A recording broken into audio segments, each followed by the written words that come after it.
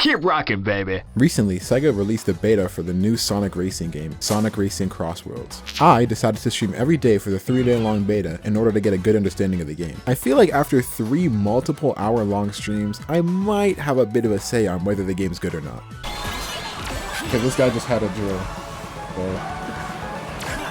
So how did that happen? And oh boy, do I have a lot to say. I want to start by talking about the positives of the beta, because I don't want to start the video all negative and stuff. The game was fun. Like, I generally enjoyed playing the game, and I think that when stupid stuff wasn't happening, it was really fun to play. The game's also like super duper vibrant, which is great and all, but like when I first played the game, I felt like throwing up, so it takes a bit to get used to. I think the vehicle customization is also like a really good starting point. Unlike Mario Kart, where there's a clear meta build you can have, in this game you can customize your car however you like and change up a bunch of the stats. So that adds for a lot more variety, and there isn't a specific meta. The beta didn't have many customization options, but obviously like the full game is probably gonna have more customizations. If the mechanic is actually implemented correctly in the full game, I think that'll be great because it'll allow people to actually play their favorite characters without, you know, losing. The customization also goes hand in hand with the gadget mechanic, which I think is a bit of a double-edged sword. On one hand, it can get to a point where certain gadgets may actually become the meta, and it'll lead to literally everyone using the same gadgets in an attempt to not fall behind in the game. But on the other hand, it could add a lot more variety in terms of customization. Hopefully it's the second option, but you know, knowing how people are, there's probably going to be a meta at some point. Okay, enough fun and games, alright? It's time for hating. It's time to hate. First and foremost, the game is way too chaotic. The items do way too much damage, and a lot of the time there's too many things going on the screen. I found this meme on Twitter a while ago, and I feel like it perfectly encapsulates what it's like to play this game.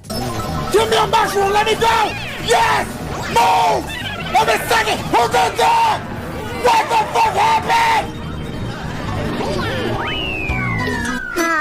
Yeah, this gets like really annoying. I feel like the main reason why it feels so bad is because of the way the game works. In Mario Kart, the game isn't usually super duper fast, so like when you get hit with a shell or something, you can get into the race pretty quickly without taking too much of a hit for it. But CrossWorlds is like Mario Kart if it was on like Super Crack or something. All the cards, oh yeah, side note, why are the cars called machines? I think it's a pretty dumb name, just call it like vehicles or something. Anyways, all the cars go like super duper fast in this game, so even though it takes around the same amount of time to recover from getting hit, it's significantly more detrimental in this game because people will catch up to you 10 times quicker. I also think that some of the items are just poorly balanced in general, and by some of the items I very specifically mean the slicer because that's the worst and most broken item in the game. Personally, I think that the lack of an actually playable tutorial makes learning the controls and like how the items work a lot more difficult than it needs to be. I'm hoping it was just a beta thing and there's actually going to be a full-on tutorial when the game actually releases. The netcode was also like really bad. The game would very frequently kick you out or just straight up not load, and it got really annoying because it got more and more common the longer the beta went on. But again, it is a beta test, so these things are what we should expect because the game isn't finished yet. Those are the main big issues I want to talk about, but I also want to highlight some of the smaller ones. The audio definitely needs to be mixed again because some things are a lot louder than they need to be, and some things are also a lot quieter than they need to be. The lack of unique voice lines gets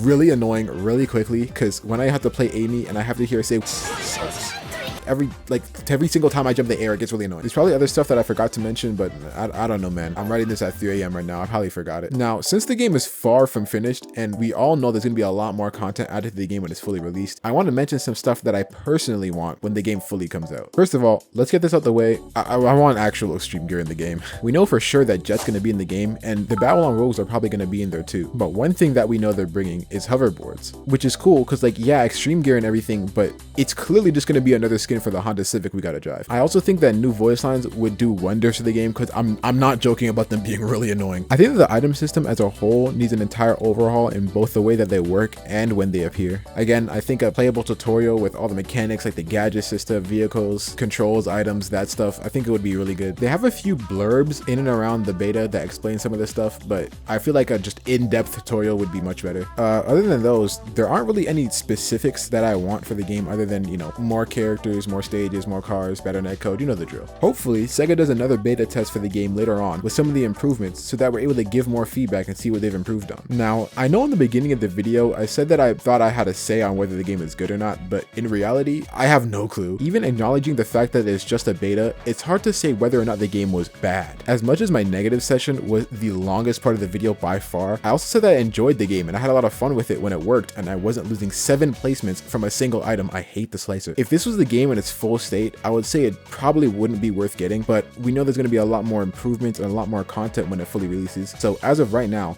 all I can say is that the game's pretty fun, but it can get tilting rather quickly. There's already like 30 billion other videos on YouTube that explain other people's personal issues and gripes with the beta, and Sega's usually really good at listening to their fans, so hopefully they'll listen to us again. The game definitely has the potential to be an amazing racing game with some tweaks. Hopefully Sega listens to the fans and puts in the work so that the whole Mario Kart 9 versus Sonic Racing CrossWorlds debate can finally be put to rest. Also, like, why is Zaz in the game and why is he so popular?